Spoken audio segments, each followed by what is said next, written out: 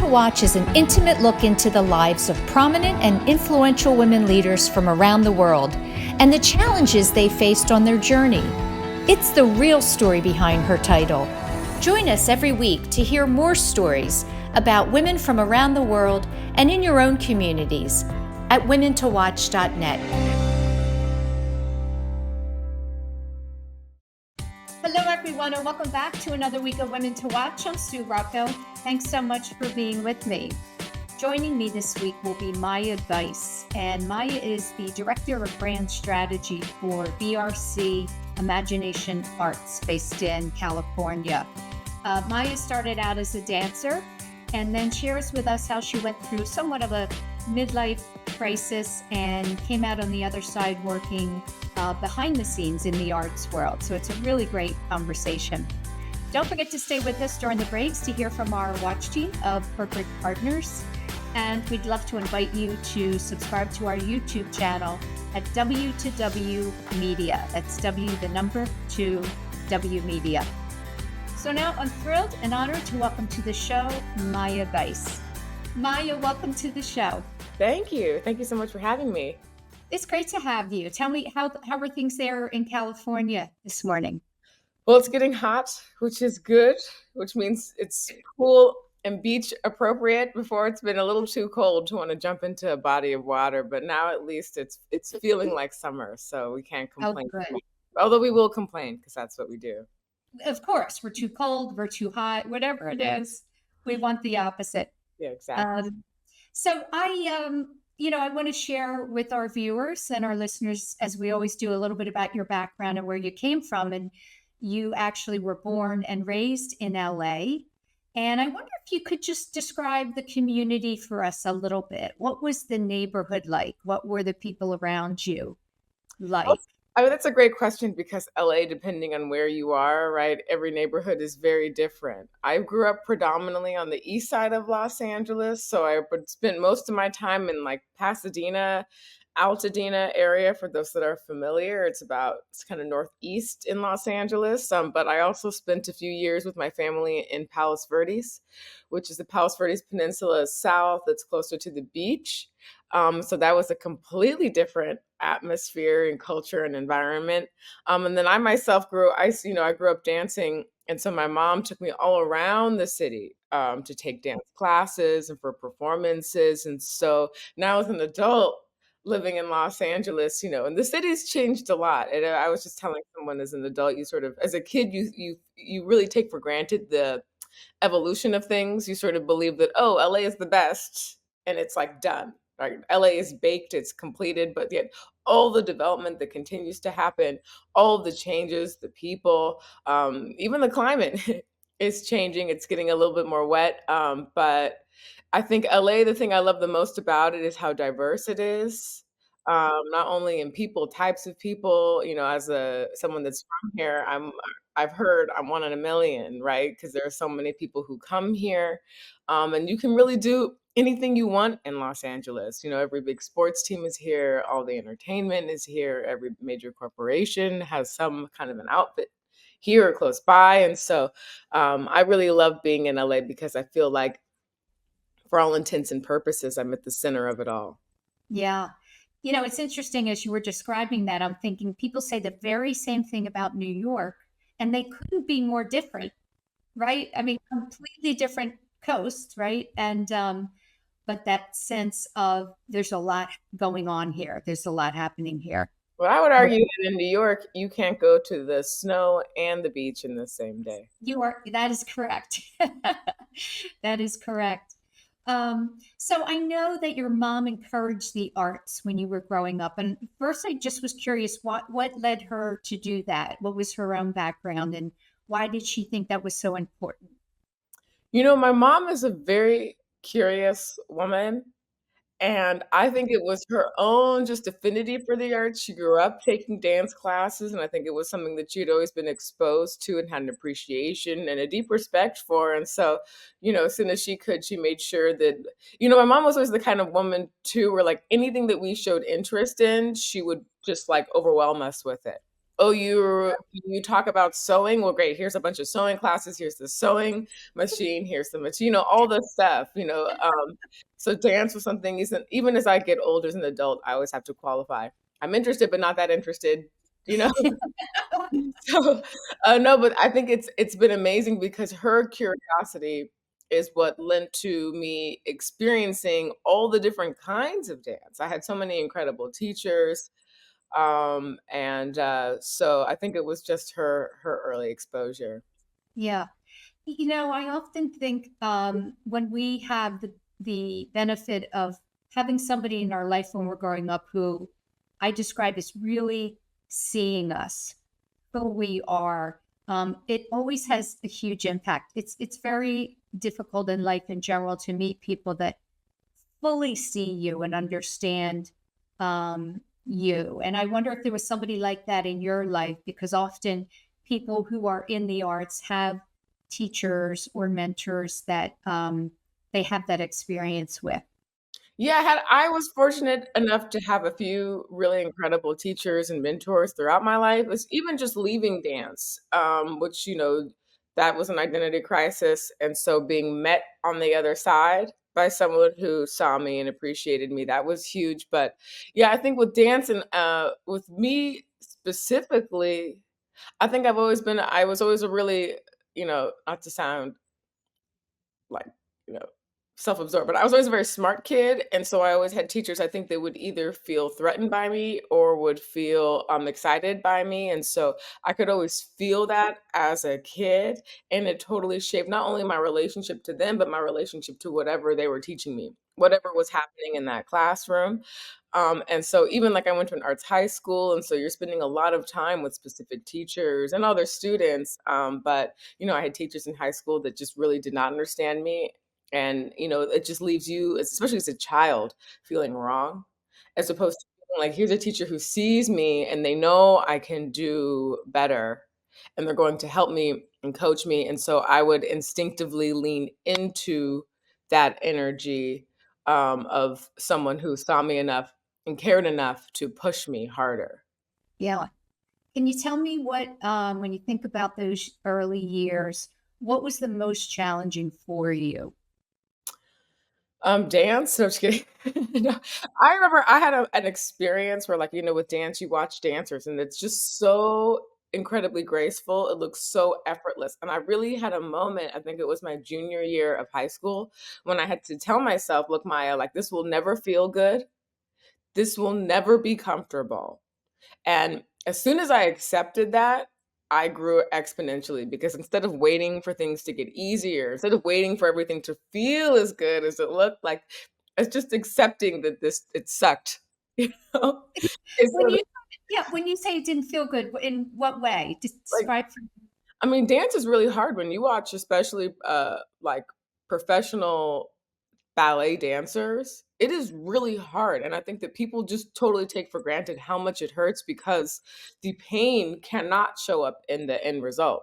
When you're watching football, you can watch everyone slam into each other and it hurts, and no one's hiding the discomfort. But I think a lot of times we take for granted just watching dancers, the sheer effort involved in doing what they're doing physically. And so, no, but I just think that for me, that was maybe just a sort of challenge. That was a bit of a breakthrough that I have, was just like accepting, like, this will never feel good. And how about the performance aspect of it? Were you confident in your performing? Because again, it's an area where it's just can be full of critique. I was gonna say, no, I still have nightmares about, being on stage and not knowing the dance. You're looking around like you're just trying to remember the routine. But no, I really enjoyed performing. Like, I love performing to this day. It's still something I still love, getting up and like talking to a group of people. There's so much I learned through that experience. Like, what an incredible education, just performing as a kid, not only in dance but also theater, musical theater. And so it was a moment for me. I remember I would always watch myself dance. Like, you're up on stage and you're like, oh, I'm doing it, I'm doing it. And then you watch a video of yourself and you're like, wow, that was not the routine. And I remember the experience being in high school again, the first time I watched myself perform, and it looked the way it felt. And that was like crazy for me, that experience of like, wow, I'm actually doing it now. But then also I would say that the thing that again I think a lot of people, even myself as a dancer, the thing that you take for granted is the amount of confidence you have to uh, persevere in the as a performing artist. It's a confidence game, and when I got to college, I sort of hit the fork in the road. Do I go to a 4-year conservatory or do I go to a traditional university? And I decided to go the university route. And part of that was because I was no longer finding joy in the performance because my confidence wasn't there. I wasn't spending as much time in dance. And granted, I was probably in retrospect as good as I ever was, but again, because I didn't think that I had it, I'm thinking all my peers, all my competitions out there dancing every day, performing all the time, and I've just completely fallen off the train now. If I could go back in time, I would just shake myself and be like, "That's not true. Keep going." Oh, really? Is that right? Yeah. Yeah, but it is a confidence game, and there are people who just don't have the technique or the skill, but they've got the confidence, and those will be the ones who make it in the end. Yeah. So when you made that decision, you eventually made a decision that you were going to leave dance as a profession and, stay within the arts. That's always been your interest, but be more on the creative behind the scenes side of it. Did something happen or was it over time that you came to that decision? Um, I think that leaving, college, I had sort of dabbled perhaps that first summer, maybe the first year. I was still auditioning a little bit. I was still taking classes pretty regularly, but then I started to realize I was living at home and I just really wanted to make some money. I really wanted to move out of my parents' house, and so that was a bit of the perhaps refocusing of I had to sort of started to shift my own personal focus while, in terms of making money. Also, I'll tell you, taking dance classes is not cheap. It can be expensive. I talk to my friends who are still dancing professionally. It is expensive to take classes in LA at a level where you feel like you're in shape.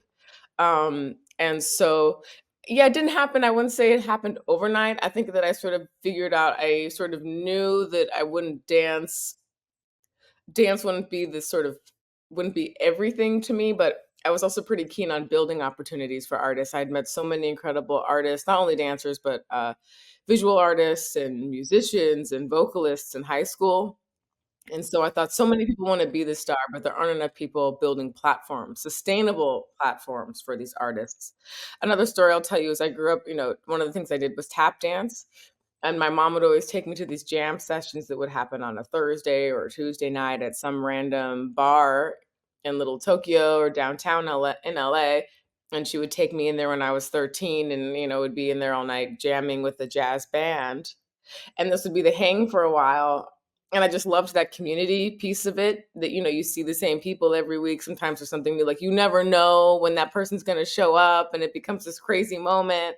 And so, but inevitably these clubs would close, the owner's an alcoholic or it was mismanaged. They couldn't turn the tables fast enough. And so then the community would have to find a new home. So that was always something for me too, which was like, I really want to build a home for my friends and for these artists so that they can come together and like, that process of sharing that doesn't happen. Sometimes it's public, there's an audience, but oftentimes it happens in private among artists. And that experience is so important. And that was something that I wanted to help cultivate and maintain. Yeah. Meanwhile, I'm still thinking about your mom taking you into bars at 13 to perform, for the people that are in there. That's so cool. That's not something every mom would do. No, but she was in there. I remember once I went to a bar and I was asking for a screwdriver for my tap shoe, and this woman started making me a drink, and then someone else had to be like, "No, she needs an actual screwdriver." And that's what I learned. That's when I learned what a screwdriver was. She's 13. Come on. Oh my gosh. So eventually you went and got your MBA at the Drucker School of Management in California. And I just was wondering, what was your vision for yourself at that point, attaining that MBA? It was to get out of my parents' home. Get No, out, still get out. well, I'll tell you too, it's one of these things where I was like, had spent about 2 years post graduating with my bachelor's.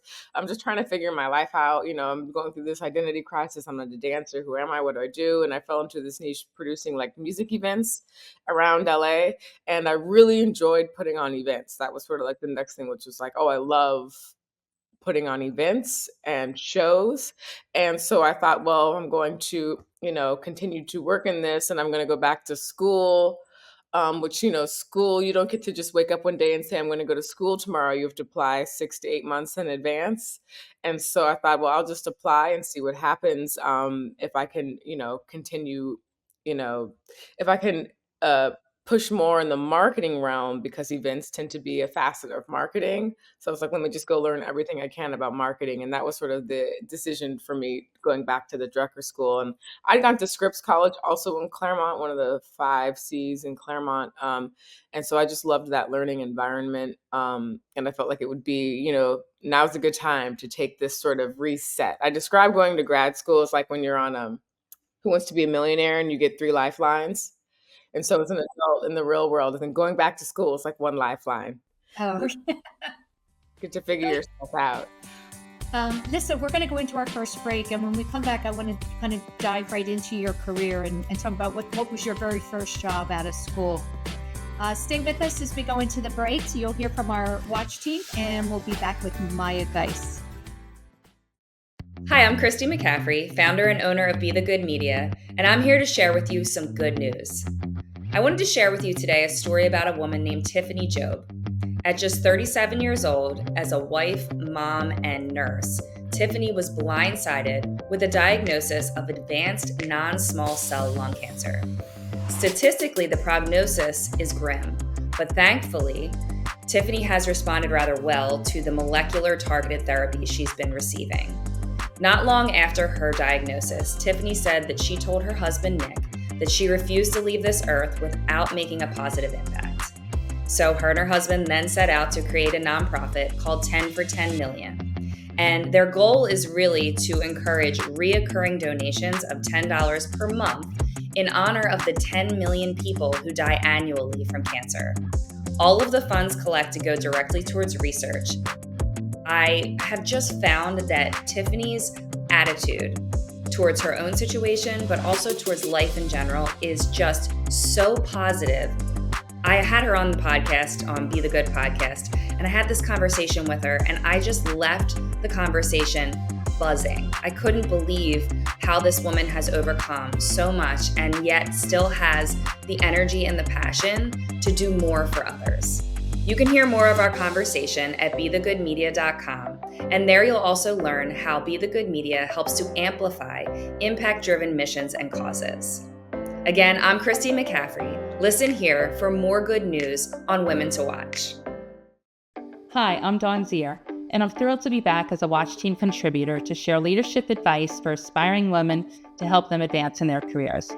It's hard to believe that it's been 5 years since I was last on this show as the CEO of Nutrisystem with my weekly segment on career advice. So what have I been up to? I've been watching and learning. Since we sold Nutrisystem, I've been sitting on several public and private company boards, doing speaking engagements, and have become a trusted advisor to Fortune 500 senior executives through my work with the Exco Group, a firm of experienced CEOs, board directors, and global business leaders who offer real-world experience to help organizations and senior executives unlock their full leadership potential. As someone who likes to connect the dots across industries, I found that powerful leadership does not live in silos. There are learnings everywhere. Some of the topics we'll explore in future episodes are leading with intention, being in the driver's seat of your own career, building your personal brand, dealing with workplace aggression, how to have those tough conversations, and my personal fave, lead, follow, or pass. I have 2 quick tips for female leaders before I close. Be a hand raiser and don't overthink things. Do not spend a lot of time contemplating whether you're qualified or good enough when an opportunity arises. Push that door open and walk right through. If you hesitate for too long, somebody else will take your seat. I have found in general that guys are much less likely to overthink and be self-critical. Please follow me on LinkedIn at Dawn Zier. And if you're a senior executive looking to grow in your career, visit excoleadership.com to learn more. Welcome back to the show. I'm speaking this week with Maya Guice, and Maya is the Director of Brand Strategy for BRC Imagination Arts in California. And just before the break, we were talking about your reset, getting your M.B.A. at the Drucker School, and I wondered, what was your very first job coming out of there? My very first job after grad school was at the Eisenberg Group. It's perhaps one of the largest independent agencies in California. It's a 360 advertising agency. I was doing account work. I was doing account work on their influencer marketing team. So essentially working with brands to help them find the perfect influencers to sell either their product or, to cultivate, to be a part of some larger brand campaign. So really, I learned a lot about influencers during that. I was there for 1 year. Tell me, talk to me about influencers for a second. I think for someone of your generation, you grew up with it and you've seen, what it can do for people and how it's evolved. And, we did not grow up with that as being an option for making money. And I'd love to hear your take on the positives of that and whether that's something you think is going to carry into future generations as an option for a career. I think, I heard someone say once that you can either have a rich outer world or you can have a rich inner world. And I think that the influencers really embody this. And it's just, I have a specific relationship to the way I engage in social media. Everyone is very different, but I think some of, this can sound crazy, and you asked me this without really thinking about it, but I can't think of too many pros. And I say that because I'm someone, I really believe in the power of feeling normal and the importance of feeling normal, especially as a child growing up. And like even as an adult, we're all searching for that sense of feeling okay and right. And I'm not sure influencer marketing does that because there is almost nothing authentic or organic about influencer marketing, especially with the intention to sell. And again, that's an opinion I don't think a lot of people will agree with. And I'm sure we can go like real deep in that subject, but that's just like my sort of feeling because I don't know what the pros are. Um, but the cons, I think, are that we begin to think that successful people who we associate with, however we define success, are living some life um, that we cannot somehow also replicate or achieve. It's like we see these perfect couples raising their perfect families. And even though, yeah, they tell us the bumps in the road, it's always dealt with this level, this like layer of this like gloss that just doesn't exist in the Yes. real world. And so I think that gloss, like a layer of sugar on top of anything, I don't know what that does for us in the end. Yeah. And But that's that's not a question I had planned. You when you used the word, it just prompted me to ask you about it. And I appreciate your candor around it. Because I have similar thoughts.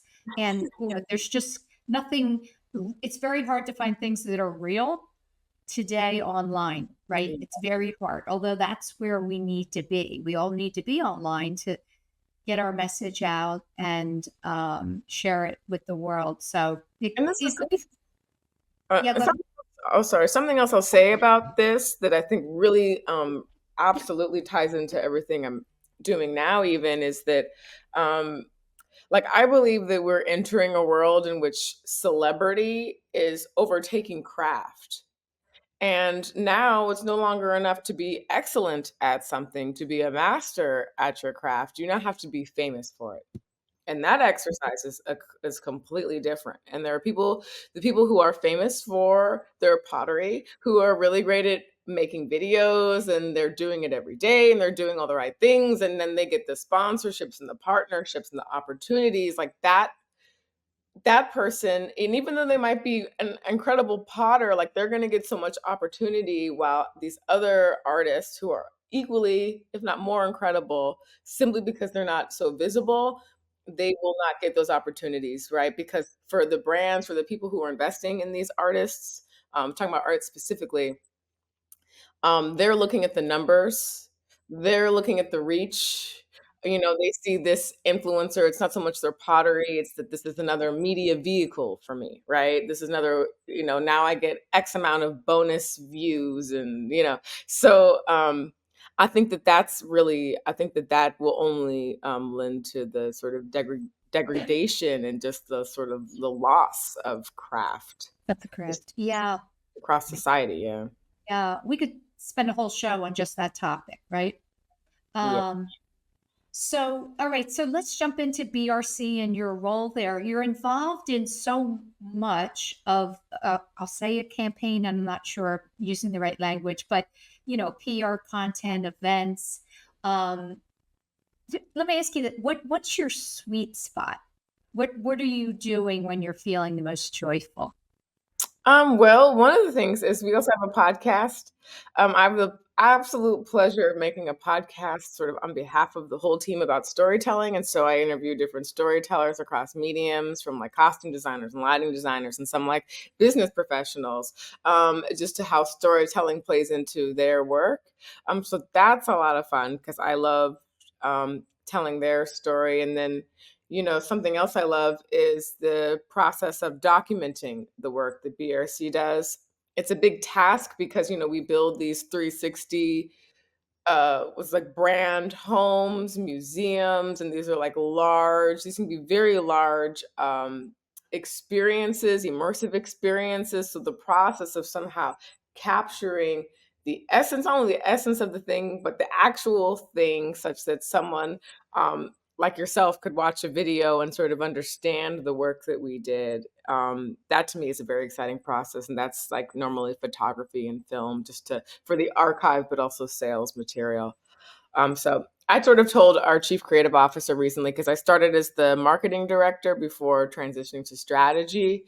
And I told him, like, am I passionate about marketing? Not at all.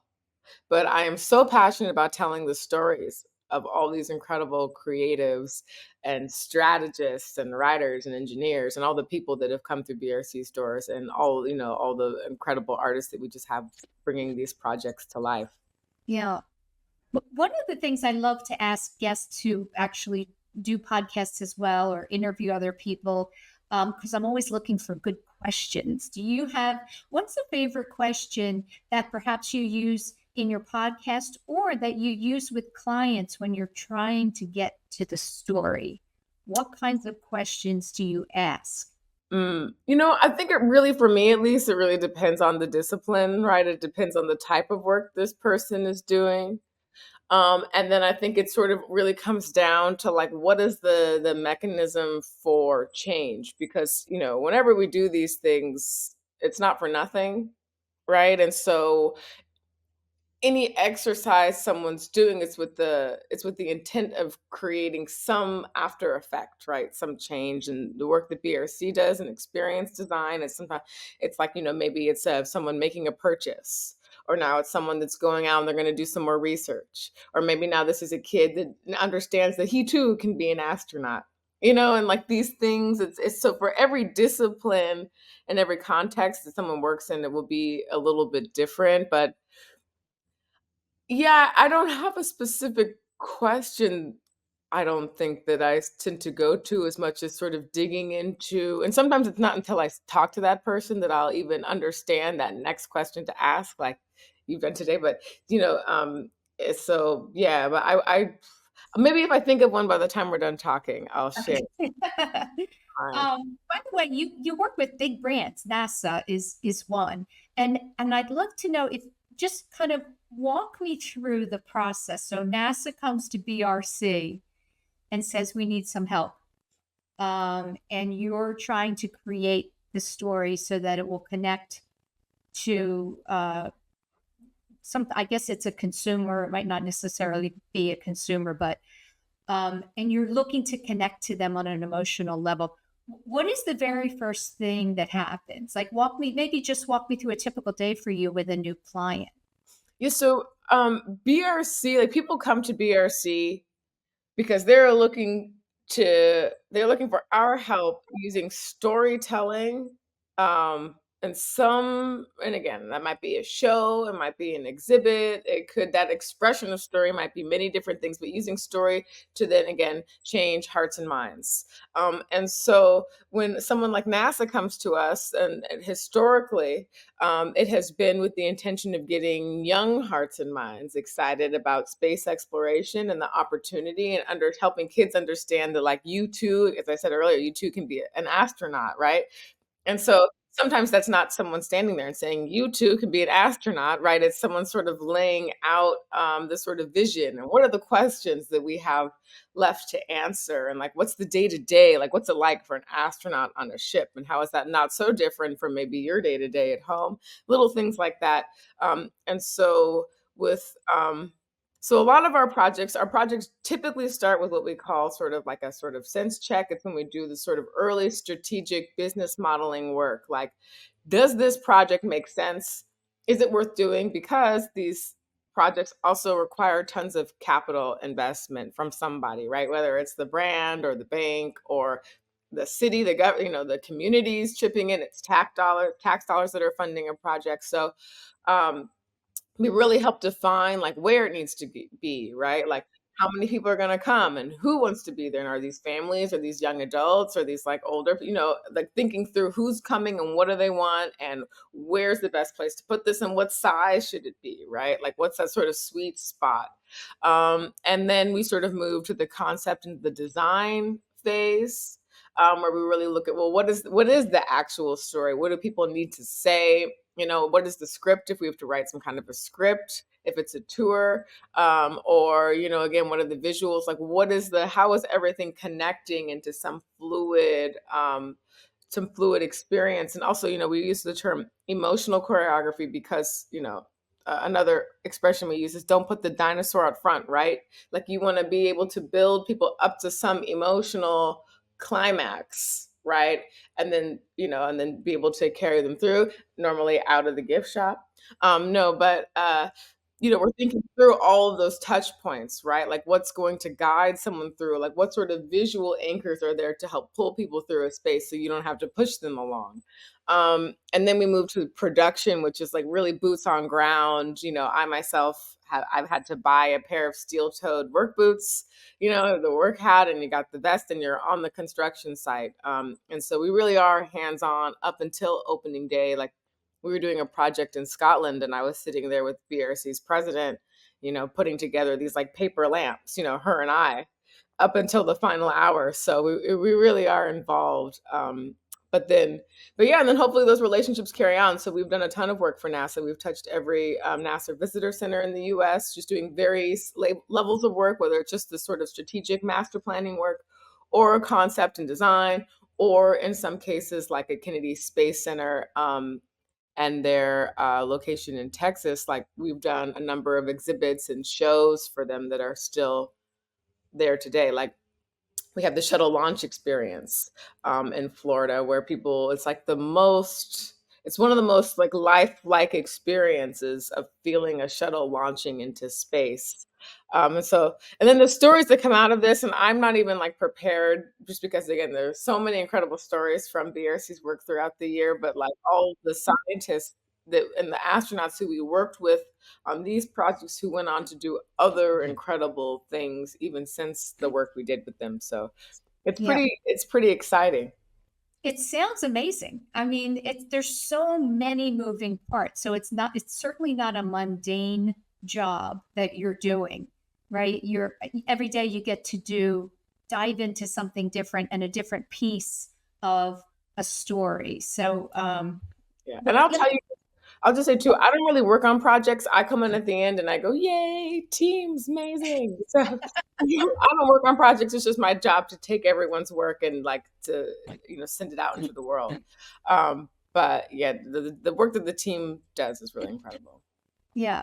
The word imagination is in the name of your company. And before we even started the show, we were talking about AI. I'm not sure how we were talking about that, but I'm very curious about where the world is going to end up with AI, which is being incorporated into all industries and everything that we do. And then I think about the imagination of people like yourself and all the creative people around you, um, how it will affect their careers. And I just wondered if you had thoughts on that, if you worry about it affecting the integrity of imagination, that originally comes from our minds as opposed to an artificial. Yeah.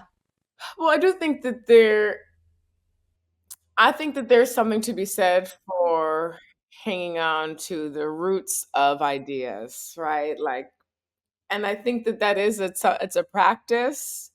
And I say that not really having a concrete idea of what that means, but like, that there are the most beautiful ideas sometimes start from like the experiences we have out in the world that like enter our heart and some you filter into our mind, and then if we're lucky they get effected into something out in the world. And so I think that we shouldn't I think it would be a real shame to leave that sort of that bit of the idea generation to machines, right? Because that we're no longer feeding from our external world, right? Like our world is no longer filtering our ideas, and the machines are.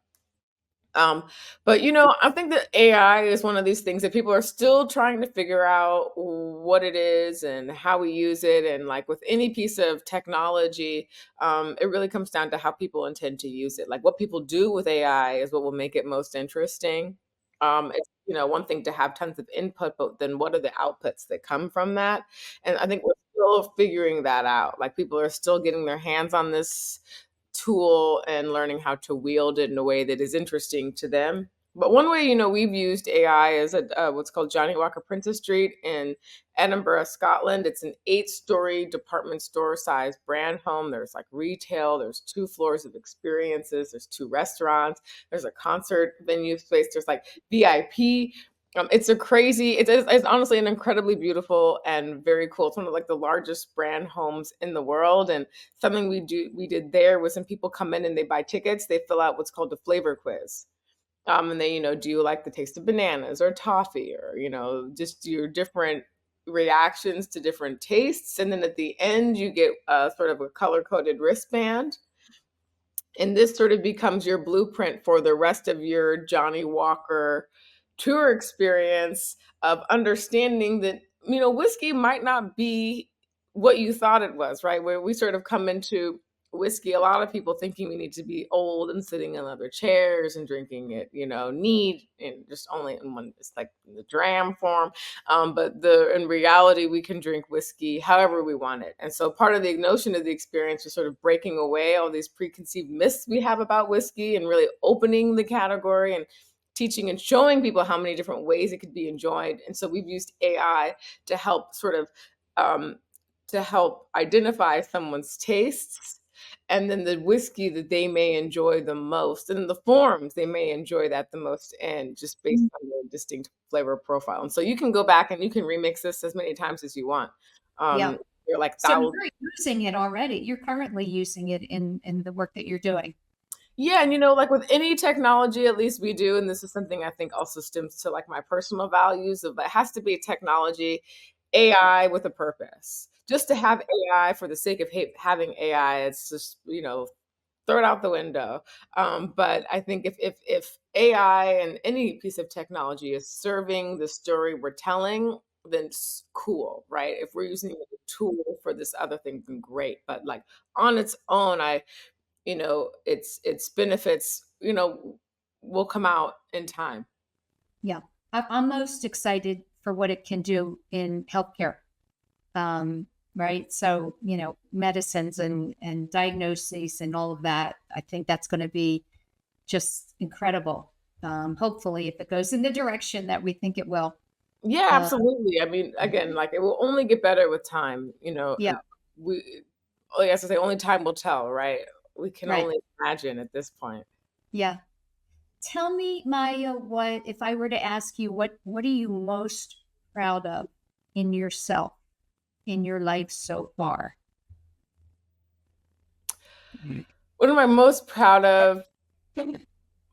I think I'm most proud. I would say I'm most proud of the fact that I seem to be doing the thing that I said I wanted to do, knock on wood, which is that, I've got a great, I feel great in my sort of professional career, everything I'm doing at BRC. I feel like, I spent my 20s really bouncing against some walls and figuring things out and really just getting to the point where I feel so valuable at work. I feel like I can come to work and there's a purpose and like I feel good about the work that I do at BRC, which is something that I think is, I don't say it's unique, but I feel so fortunate to have landed here. At the same time, again, part of the makeup of my job and the sort of flexibility and independence I enjoy has also allowed me to pick back up an artistic practice. So I'm not dancing again, not quite yet, but I do enjoy a photography practice. And so in working at BRC and being back around all of these artists, I have been excited and really animated to producing and telling my own stories in my own artistic Oh, practice. that's exciting. It feels good to be doing both at the same time right now. Have Um, you ever had a dream, kind of a pipe dream of producing or directing, venturing into film? yes, but I was saying is that the beauty of my of you know my of having a job is that I can do all of that without worrying about how I'm going to pay my bills. And I Right. think that that's something that a lot of artists really struggle with, where it's like the freedom, right, the luxury of producing work without needing it to have this end. It's different. And so I think that I at least needed to find that sort of separation and balance for myself. Like it was too much to consider how I was going to use dance to pay my bills. It was too emotional. It's like way too charged. But like now that, I have this incredible job and this career that I can be relaxed into re-entering. And also just the reality is I've lived enough of a life now where I feel like I have stories to tell. Yeah. So it's kind of the coming together of all of my life experience, and I love the way that it's expressing itself. Yeah. Well, that's the ultimate, isn't it? To be working in a job in a place that makes us feel fulfilled and we're excited to go to every day. So I think you're a great example of, life really is this kind of exploring and a journey. It's not necessarily being born, figuring out what we're made for, and then doing it. That's never Yeah. the case. Yeah.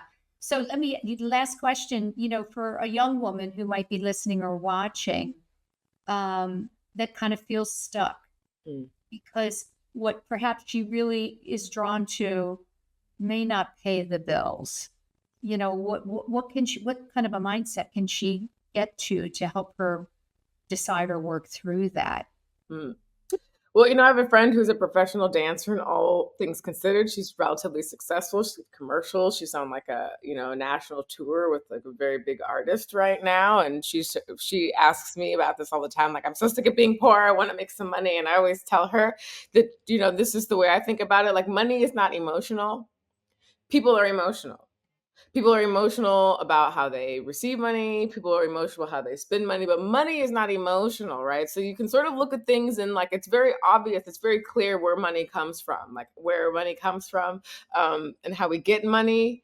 But we're emotional about that process, and so sometimes we have to abstract ourselves, the emotions from it, and really just look at, okay, well, like, what does my life cost, and what do I need to, like, how much money do I want to make to live XYZ lifestyle? And you just have to be more creative in terms of how you fit in where the money's coming from, but then also where you receive your joy, right? It's not all mutually exclusive, but sometimes if you abstract yourself, you can put the pieces back together in a way that is more constructive and fulfilling to you.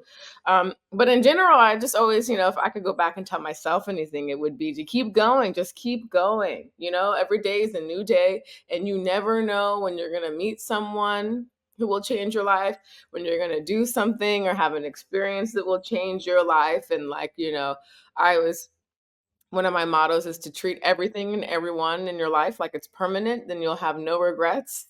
And so I believe this, and I've experienced this, where people, you never know who and what will come back into your life and the role that they will play on that next chapter. And so you really don't know. That's also the beauty of it. So just keep going. Just don't stop. That's Yeah. all I can say. Yeah.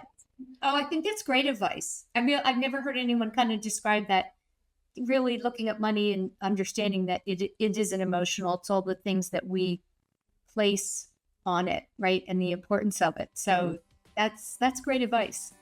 Thank you, Susan. This was a real pleasure. It's been a pleasure to meet you and to get to know you. And thank you so much for having me. I hope some people take something away from my. I'm sure they will. Yeah, I'm sure they will. I'm going to go into my dance break, and I'll be back to close out the show. Thank you. Thanks, Maya.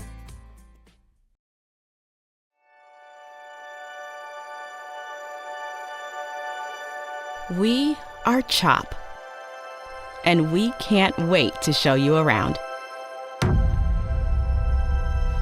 We're the nation's first children's hospital. Now, a care network with more than 50 locations that continues to expand. 3 state-of-the-art research buildings with 1.5 million square feet of space. We have grown from 12 beds 165 years ago to nearly 600 beds and one of the best children's hospitals in the world. We have a level 1 trauma center, 11 floors of patient units, more than 20 operating rooms, first of its kind delivery unit for babies with birth defects, a separate cardiac operative and catheterization suite, and places to learn, like our internationally recognized simulation center. We have trained generations of leaders in the field of pediatrics. We are world leaders in medicine, surgery, and science. One of the top recipients in NIH funding for pediatric research. In this building, pioneers in CAR T therapy, mitochondrial disease, brain tumors, hyperinsulinism, and other rare diseases. Here, groundbreaking work in fetal surgery, genetics and genomics, and neurology. In our newest building, leaders in social determinants of health, clinical informatics and epidemiology, autism, trauma and injury prevention. Our patients come from every state and 115 countries.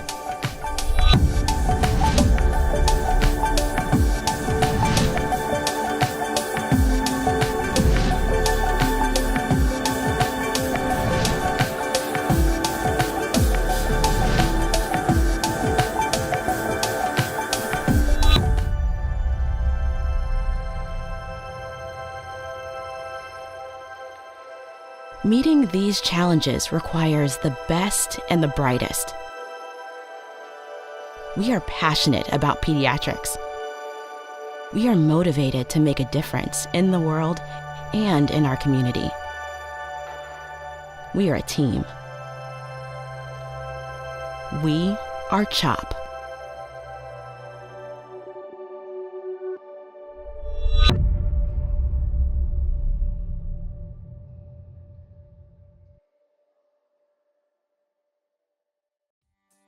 That's it, everyone, for another week of Women to Watch. Thanks for joining me. Next week, I'm going to be sitting down with Liza Donnelly, and Liza is an award-winning international cartoonist with the New Yorker magazine. So it's going to be a really great conversation. Thanks, as always, to our sponsors and our Watch team of corporate partners for helping us to bring you the show every week. And I hope you all have a great week.